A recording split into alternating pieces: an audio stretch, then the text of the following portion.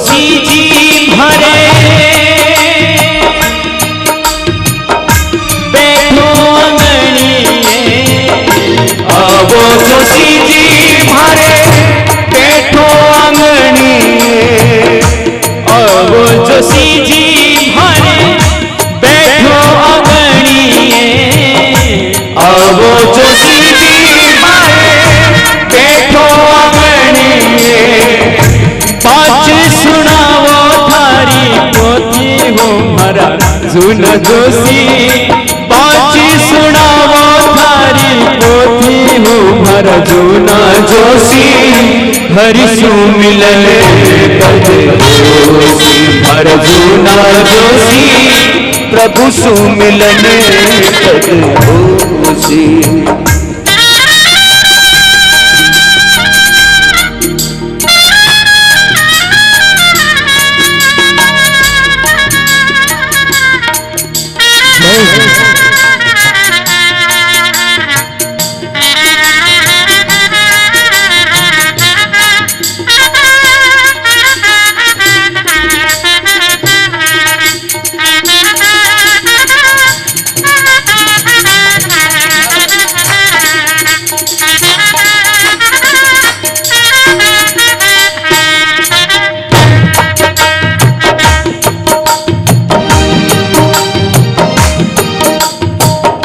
खीरी खांडरा जोशी इमरत भोजन, खीरी खांडरा जोशी अमृत भोजन, खीरी खांडरा जोशी इमरत भोजन, खीरी खांडरा जोशी अमृत भोजन, नोक जिमावा थारी मोती उमर जूना जोशी, नोक जिमावा थारी मोती उमर जूना जोशी, प्रभु सुमिलन कद होसी हर जूना जोशी, हरि सुमिलन कद होसी।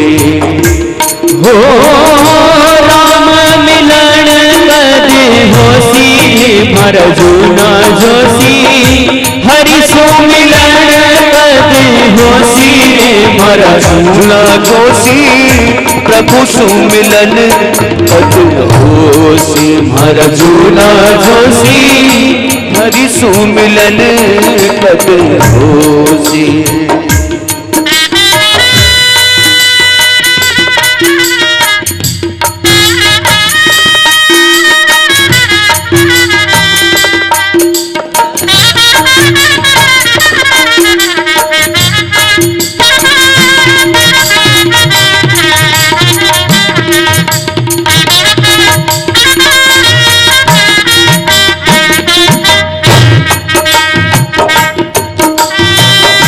पाँच मोहरी जोशी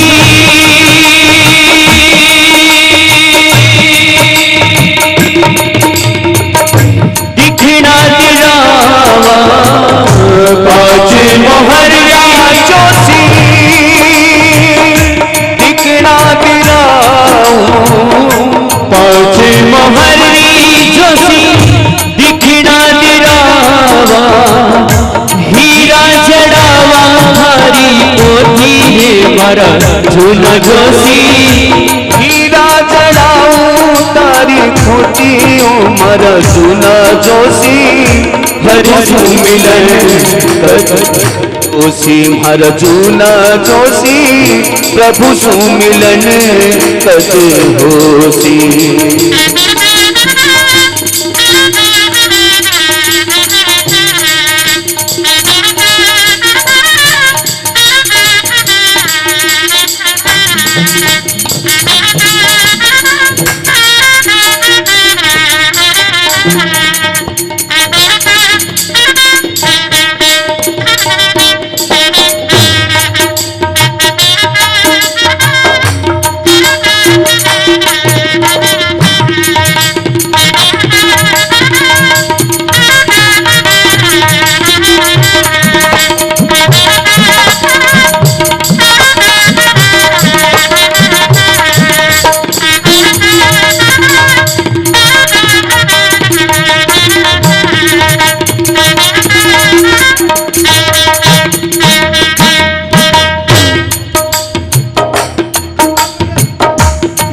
कहे प्रभु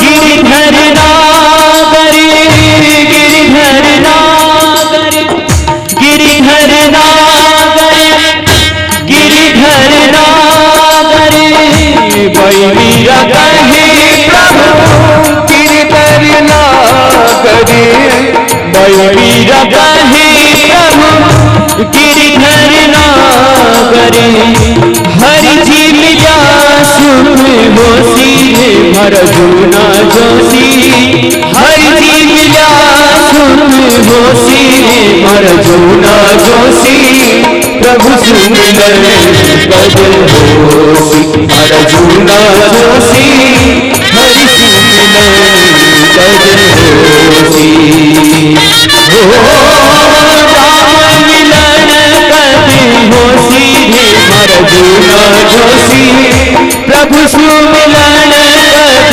होसी भर जूना जोशी हरि सुमिलन कद होसी भर जूना जोशी प्रभु सुमिलन कद होसी ओ राम मिलन कद होसी भर जूना जोशी हरि सुमिलन कद होसी भर जूना जोशी प्रभु सुमिलन कद होसी भर जूना जोशी हरि सुमिलन कद होसी भर जूना जोशी प्रभु सुमिलन हरि सुमिलन कद होसी।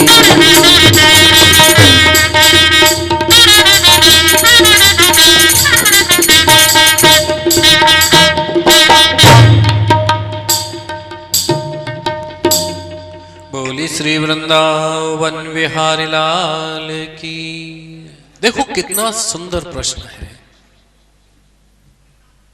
सौनकादि ऋषियों ने यही प्रश्न पूछा कि हरि से मिलन कब होगा।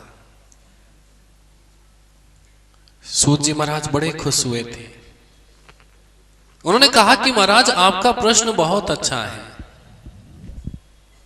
बहुत से लोगों को ये पता ही नहीं चलता कि कब हमारा जन्म हुआ, कब बड़े हो गए, कब बूढ़े हो गए, कब हम चले गए।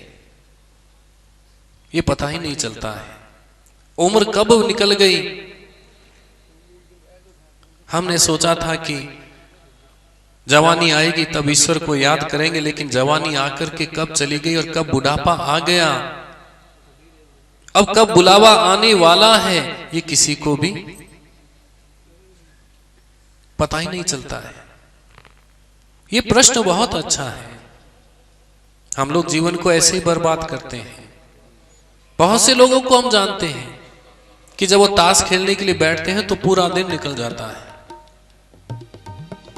लेकिन वही लोग जब कथा में आते हैं उस वक्त आते हैं कि मध्यांतर का समय कब होगा।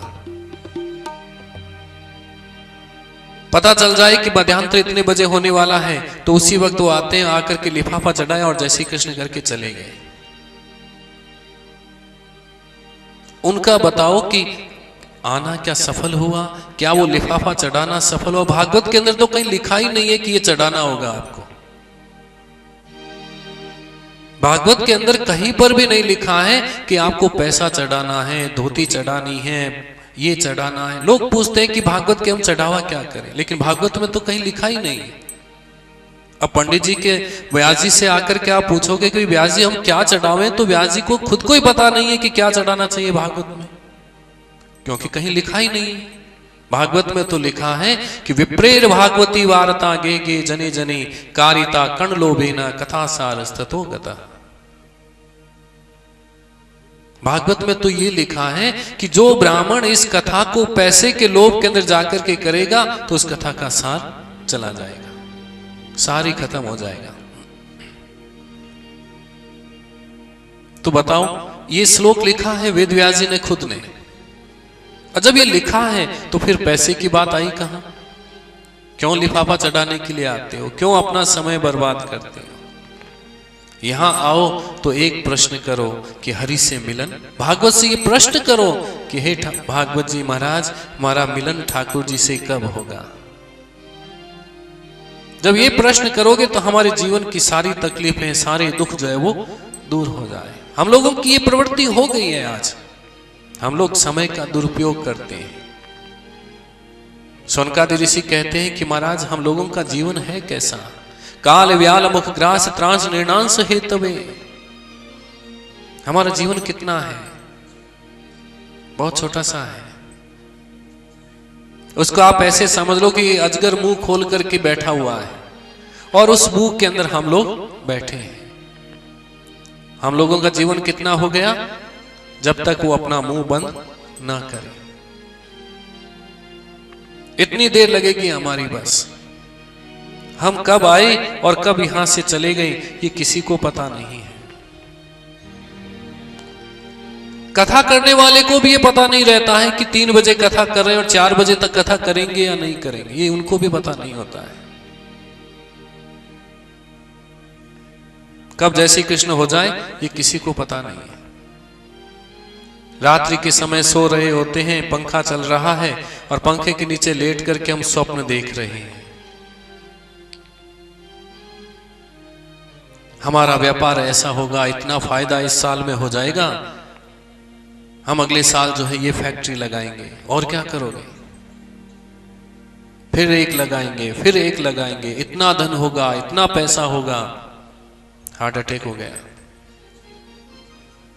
सारी योजनाएं, सारा सोचना, सब कुछ बेकार हो गया। नहीं कश्चित क्षणमपि जातु निर्तिष्ठयम् कर्म कृतो हो। यही मनुष्य की सबसे बड़ी भ्रांति है। वो चिंता ज्यादा करता है, चिंतन कम करता है। अगर जितनी वो चिंता कर रहा है उतना वो चिंतन करने लग जाए तो उसके जीवन से सारी चिंताएं मिट जाती है। कहीं करो महाराज, मैं भगवान नाम तो ले जाई को नहीं, ओ पोतो मने नाम ले दे को नहीं, ओ बेटो मने नाम ले दे। जब नाम लेने के लिए बैठते हैं तो नींद आने लग जाती है। लेकिन हम लोगों को ये पता नहीं है। यही बातें हमें भागवत सिखाता है कि हम लोगों को अपना जीवन कैसे जीना है। जीना तो सबको आ रहा है, लेकिन मरना कैसा है ये भागवत सिखा रहा है। भागवत सिखा रहा है कि जब आप इस संसार को छोड़ करके जाओगे तो उस वक्त लोग आपको क्या कहेंगे। लेकिन हम लोग जो है जीवित रहते हैं तो हम कहते हैं कि भाई लोग कहीं कैसे। ये मत सोचो, ये सोचो कि हमारे मरने के बाद में लोग क्या कहेंगे। ये हमने सीख लिया तो हमारा जीवन सफल हो जाता है, जीवन श्रेष्ठ हो जाता है। सूजी महाराज कहते हैं कि कभी कभी देवताओं को भी ये जो कथा हम लोगों को मिली हुई है वो कथा देवताओं को भी नहीं मिलती है। जिस समय सुखदेव जी महाराज राजा परीक्षित को ये कथा सुनाने के लिए बैठे थे तो उस वक्त देवता लोग आए थे। देवताओं ने आकर के कहा कि महाराज ये अमृत का कलश जो है आप परीक्षित, अमृत जो है परीक्षित को पिला दीजिए, इसके बदले में आप हमें ये कथा सुना दीजिए। सुखदेव जी ने सोचा कि ये देवता लोग जो हैं बड़े चतुर हैं, बिना मतलब के ये जो है वो कुछ भी करने वाले नहीं है। और आज ये जो कह रहे हैं कि अमृत ले लो, और ये अमृत जो है वो कोई ऐसे नहीं मिला है। समुद्र मंथन से जो श्रेष्ठ वस्तुएं जो निकली थी उनमें से सबसे श्रेष्ठ ये अमृत था। और आप लोगों को ये भी मालूम है कि गरुड़ और सर्पों के बीच में हमेशा विवाद रहता है, झगड़ा रहता है। एक बार जो है गरुड़ की माता उनकी नागों की मां की दासी बन गई थी। तो गरुड़ ने अपनी मां से कहा कि हे मैया, मैं तुम्हारा इतना बलवान बेटा हूं फिर भी मैं दास हूं। ये सांप जो है मेरे ऊपर आकर के बैठ जाते हैं और कहते हैं कि हमें इतनी उड़ा करके लाओ, हमें घुमा करके लाओ, मैं इनका दास क्यों हूं? कोई उपाय नहीं है? तो गरुड़ की मां ने कहा कि हाँ एक उपाय है, तुम अमृत ला करके इनको दे दो तो हम मुक्त हो सकते हैं। तो गरुड़ देवताओं के पास में गए, जाकर के विनती की, अमृत दे दीजिए। देवताओं ने नहीं दिया था। युद्ध हुआ था, भयंकर युद्ध हुआ, और युद्ध में जीत करके गरुड़ जी अमृत छीन करके देवताओं से लाए थे। सुखदेव जी ने सोचा कि ये गरुड़ को भी इन्होंने अमृत नहीं दिया, और आज ये जो है बिना बुलाए आगे और कह रहे हैं कि अमृत ले लो। जरूर कोई न कोई बात है।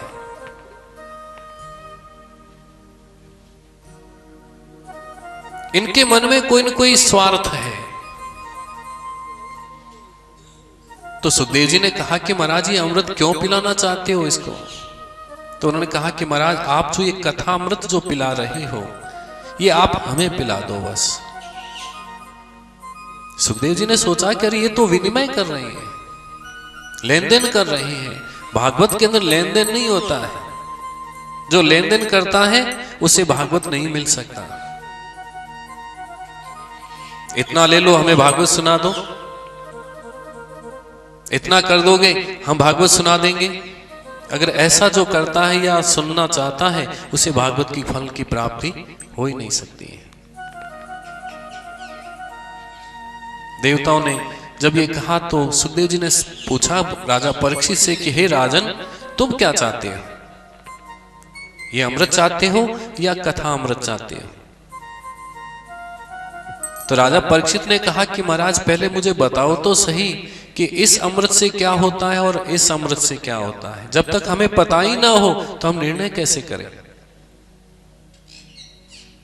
तो सुखदेव जी ने कहा कि हे राजन, तुम अमृत का पान करोगे, अमर हो जाओगे, और ये भागवत रूपी कथा अमृत का पान करोगे तो तुम अभय बन जाओगे। परीक्षित ने सोचा कि ये अमृत का पान करूंगा, स्वर्ग में चला जाऊंगा, और जैसे ही मेरे पुण्य क्षीण होंगे तो वापस मुझे यहां आना पड़ेगा, और ये कथा सुनने के बाद में मैं निडर हो जाऊंगा, अभय बन जाऊंगा। तो महाराज मुझे ये अमृत नहीं चाहिए, मुझे तो केवल ये कथा अमृत। और ये कथा कैसी है? गोपी गीत के अंदर, भागवत के अंदर आगे सुनोगे, तव कथामृतम तप्त जीवन। ये कथा है क्या? जो हमारा जो जीवन जो तप रहा है, जो दुख है हमारे जीवन के अंदर, उन दुखों को दूर करने की शक्ति किसके अंदर है? इस कथा के अंदर है। राजा परीक्षित ने कहा कि नहीं महाराज, मुझे अमृत नहीं चाहिए, मुझे तो केवल कथा चाहिए। तो ये देवताओं को जो है ये कथा नहीं मिली, आकाश में खड़े रहे। और आज भी जब कहीं कथा होती है तो देवता लोग आकाश में खड़े रहते हैं और नीचे देखते हैं जो कथा को, जहां कथा हो रही है, और जो कथा सुनता नहीं है, कथा में आकर के केवल नींद ले ले, बातें कर ले, तो उस वक्त जो है देवता कहा करते हैं कि अरे देखो हमसे भी गए गुजरे हैं। और जहां कहीं कथा हो रही है और हम घर में बैठे जो है ताश खेलते रहे, तो उनको देवता लोग भी श्राप देते हैं कि देखो हमने जो है कथा को प्राप्त नहीं की, और आप लोग जो है यहाँ आपको मिली है कथा और उसको आप कथा को प्राप्त नहीं कर रहे हो, कथा को ले नहीं रहे हो, तो हम लोग जो है तुम्हें श्राप देते हैं। तो ये कथा जो है, जो देवताओं को नहीं मिली, आज वो कथा जो है हम लोगों को मिल रही है। और जिन्होंने कथा को नहीं सुना, जिन्होंने कथा को अपने जीवन के अंदर नहीं उतारा है, तो उसका क्या होता है? पुनरपि जन्म पुनरपि मरणम पुनरपि जननी जठरे शयनम। बार बार जन्मना और बार बार मरना। कभी आप जो है मनुष्य बन गए, कभी कुत्ता बन गए, कभी बिल्ली बन गई, कभी गधा बन गई, कभी शेर बन गई, कभी हाथी बन गई। 84 लाख जूनियां जो है वो निकाल रही है। और जिसने जो है भागवतामृत का पान कर लिया है, उसका आवागमन छूट जाता है। तो कितनी बड़ी चाबी जो है हमारे पास में, उस ताले को खोलने की चाबी, उस परमात्मा तक पहुंचने की चाबी जो है हमारे पास में, और हम कहीं और ढूंढ रहे हैं। जो एक बार इस भागवत की कथा को सुन लेता है, अब हमारे मन में ये प्रश्न उठता है कि महाराज मैं तो कई बार सुना, कितनी बार मैंने कथाओं को सुना है, यहां पर भी मैंने इसी माखन भोग के अंदर मैंने 50 कथाएं सुन ली है, मारो तो छुट्टियों को नहीं। उसका भी बताएंगे क्यों नहीं छूटता है। उसके अंदर भी आगे बताया जितासनो जित श्वासो जितेंद्रिय, ये जब तक हमारे जीवन में नहीं आता है तब तक कहीं भागवत की कथा भी फलीभूत नहीं होती। तरीका बताएंगे कैसे सुनी जाती है इस कथा को। तो सुखदेव जी महाराज ने देवताओं को भी अभक्त समझ करके, अभक्तांश विज्ञाय न दोष कथा अमृतम, अभक्त समझ करके उन्होंने ये कथा जो है देवताओं को भी नहीं दी थी। तो देवताओं ने जाकर के शिकायत की थी ब्रह्मा जी से, कहा कि हे ब्रह्मदेव, ऐसा भागवत के अंदर क्या है कि एक बार राजा परीक्षित ने इस कथा को सुनी और सुनकर के वो मोक्ष को प्राप्त हो गए। तो उस समय ब्रह्मा जी ने भी कहा कि अच्छा भाई हम देख लेते हैं। उन्होंने एक तराजू लिया और तराजू लेकर के एक पलड़े में भागवत को रखा और दूसरे पलड़े में सारे शास्त्रों को रख दिया। तो भागवत वाला पलड़ा जो है वो उठा ही नहीं। लघु ज्ञानानि जातानि गौरवेण इदम महत्, भागवत का पलड़ा जो है वो नीचे रह गया था। और नीचे कौन रहता है? जिसके अंदर वजन होता है। जिसके अंदर वजन होगा वही तो नीचे रहेगा। तो ब्रह्मा जी ने देवताओं को कह दिया था कि श्रीमद् भागवत कोई पोथी नहीं है। भागवत को हम अगर पोथी समझ लें, पुस्तक समझ लें, किताब समझ लें और हम सोचें कि हमें मुक्ति मिल जाएगी, नहीं मिलने वाली है। भागवत जो है श्रीमद् भागवताख्योयम प्रत्यक्ष कृष्ण एव ही। भागवत क्या है? प्रत्यक्ष कृष्ण है।